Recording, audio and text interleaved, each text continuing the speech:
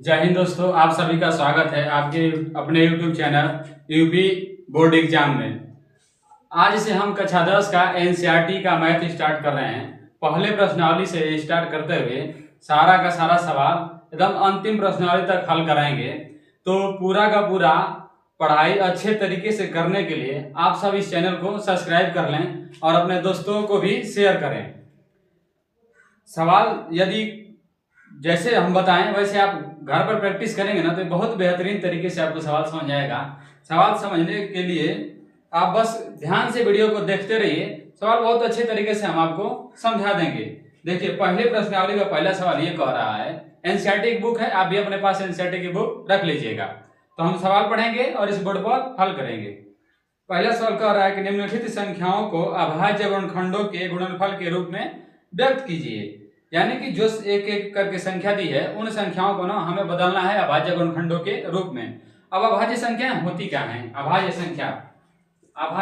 संख्या सबसे पहले हम ये जान लेते हैं कि अभाज्य संख्या क्या होती है। अभाज्य संख्या, इसको इंग्लिश में हम कहते हैं प्राइम नंबर। अभाज्य संख्या यानी कि प्राइम नंबर। अभाज्य संख्या अर्थात प्राइम नंबर वह संख्या जो स्वयं या एक से कटे, जो खुद से कटेगी, स्वयं से कटेगी और एक से कटेगी, इसके अलावा किसी से नहीं कटेगी, उसी को कहते हैं अभाज्य संख्या। यानी कि ऐसा संख्या जिसके केवल दो ही गुणनखंड हों, इन प्रकार की संख्याओं को कहते हैं अभाज्य संख्या।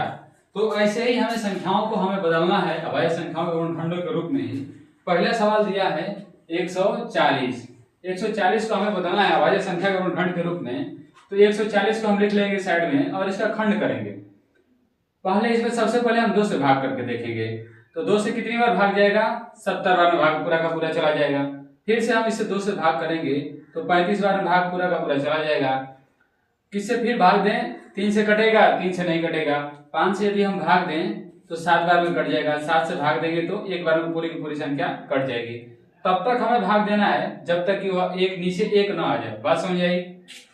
अब 140 को हम क्या लिख सकते हैं? 140 को लिख सकते हैं 2 गुणे 2, 2 2 बार आया, 5 एक बार आया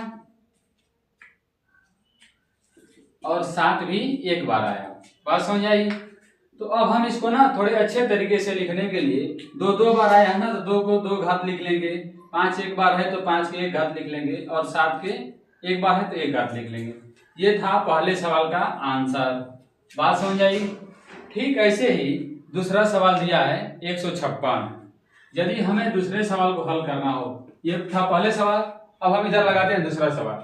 दूसरा सवाल दिया है 156, यानी 156 का हमें अभाज्य गुणनखंड बदलना हो तो 156 लिखने के बाद फिर से हम ऐसे एक गुणनखंड करेंगे उसका भी। तो 2 से भाग दें तो कितनी बार भाग जाएगा? 2 से 14, एक बचेगा शेष, हो जाएगा 16। तो 2 8 16। बात समझ आई? फिर से 2 से भाग देंगे तो 2 से भाग चला जाएगा। 2 3 6, एक बचेगा, 2 9 18। बात समझ आई? 2 से अब भाग नहीं जाएगा क्योंकि अंतिम अंक विषम अंक है। तो अब किससे भाग जाएगा? 3 से। 3 से यदि हम भाग दें तो कितनी बार भाग जाए? 3 एकम 3, 3 से लेके 9। फिर किससे भाग जाएगा? 13 से भाग जाएगा। तो 13 एकम 13। इसको भी ऐसे ही लिख लेंगे। 156 को लिखेंगे 2 गुणे 2 गुणे 3 गुणे 13। अर्थात इसको हम फिर से ऐसे बदलना चाहें तो इसको लिख सकते हैं 2 के घात 2 गुणे 3 के घात 1 गुणे 13 के घात 1। बात समझ में आई? ये था दूसरा सवाल का आंसर। पहले ही सवाल का ये दूसरा भाग था, ये पहला भाग था। इसके आगे हम मिटा करके तीसरा सवाल और चौथा सवाल बता देते हैं साथ साथ में ही। तीसरा पार्ट और चौथा पार्ट। तीसरा पार्ट ये है 3825। 3825 का खंड यदि करना हो हमें तो ऐसे ही लिख लेंगे 3825।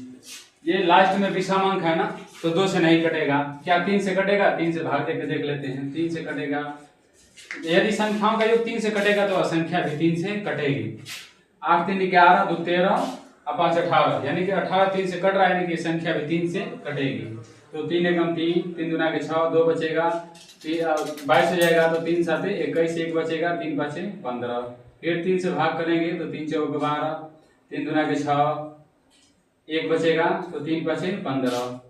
फिर 4 2 6, 5 11, 3 से नहीं कटेगा, यानी 5 से भाग देंगे तो 5 8 40, और 5 25, 5 से भाग करेंगे तो 17 5 85, 17 बार में कट जाएगा। 17 से भाग करेंगे तो एक बार में कट जाएगा। यदि हम इसको लिखना चाहें तो 3825 बराबर क्या लिख सकते हैं, 3 गुणे 3 गुणे 5 गुणे 5 गुणे 17, अर्थात 3 के घात 2 गुणे 5 के घात 2 गुणे 17 के घात 1। बात समझ आई? ये था पहले सवाल का आंसर। ऐसे ही चौथा सवाल दिया है 5005। 5005 इसका खंड करना हो तो 5 का खंड करेंगे तो क्या यह 2 से कटेगा? लास्ट में विषम संख्या है तो 2 से नहीं कटेगा। किससे कटेगा? 3 से भी नहीं कटेगा, क्योंकि संख्याओं का योग 3 से नहीं कटने वाला है। तो ये कटेगा सीधे 5 से। 5 से भाग देंगे तो कितनी बार भाग जाएगा? 5 एकम 5, 0 0, 5 एकम 5।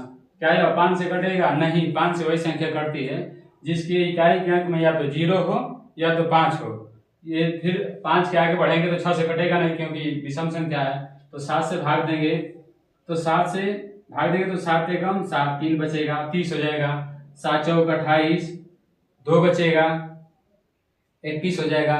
तो 7 के लेके 21, 143 को भाग देंगे तो ये 11 से कटेगा। कितनी बार में? 11 एकम 11 और 11 दिया 33। 13 से भाग देंगे तो कितनी बार में कटेगा? 13 एकम 13। बात समझ आई?